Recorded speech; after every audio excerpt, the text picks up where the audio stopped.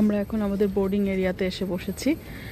আর এই যে বিরাট একটা লম্বা লাইন পিপলদের, বিরাট লম্বা এক লাইন ধরেছে, সব বোর্ডিংয়ে দাঁড়িয়েছে।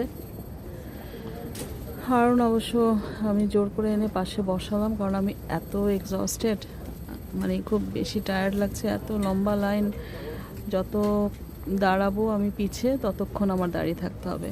অসুবিধা কি, আমি না হয় সবার শেষেই গেলাম, প্লেন তো আর আমাকে না নিয়ে যাবে না, তাই আর কি। আজকে সারাটার সময়, সারাটা দিন এত বেশি ব্যস্ত ছিলাম। আমাদের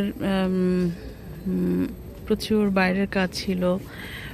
কাজ আসলে বোঝা যায় না যে এত কাজ, কিন্তু মানে যখন কাজ করতে যাওয়া হয় তখন দেখা যায় কোনো কাজই কুলাচ্ছে না। আর হারুনকে যে আমি জোর করে এনে বসালাম, সে সারাক্ষণই, আমি জানি না কম্পিউটারে কী কী সব কাজ করে। শোনো, বাচ্চাদের ওগুলো দিয়ে দাও, যেটা বলেছি সেটা করো তুমি। যেটা বলেছি ওটা করো। বোর্ডের লাইন থেকে অনেকে বের হয়ে যাচ্ছে। হারুন যেমন এখানে এই বোর্ডটার পাশেও ওর পয়েন্টটা পেয়েছিল, কিন্তু আমি জোর করে ডেকে এনে বললাম যে একটু বসো, একটু বসো, কারণ একটু আস্তে ধীরে যাই, এখনও একটু সময় আছে। যদিও 2:08 বাজে। এখন কি 2:08 বাজে? হ্যাঁ, 2:08। এই যে দেখেন কত লম্বা বোর্ডিং। এটা, আচ্ছা এটা কি সব KLM? যেগুলো সব KLM-এ যাবে।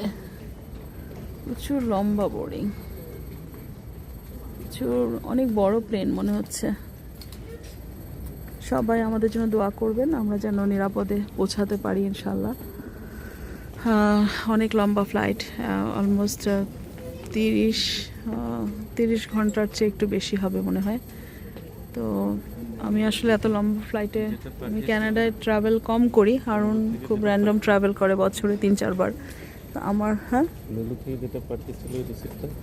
আমার কাছে, হায় হায়, ওটা তো দিতে হবে। তো ওটা তো মনে করো নাই কেন?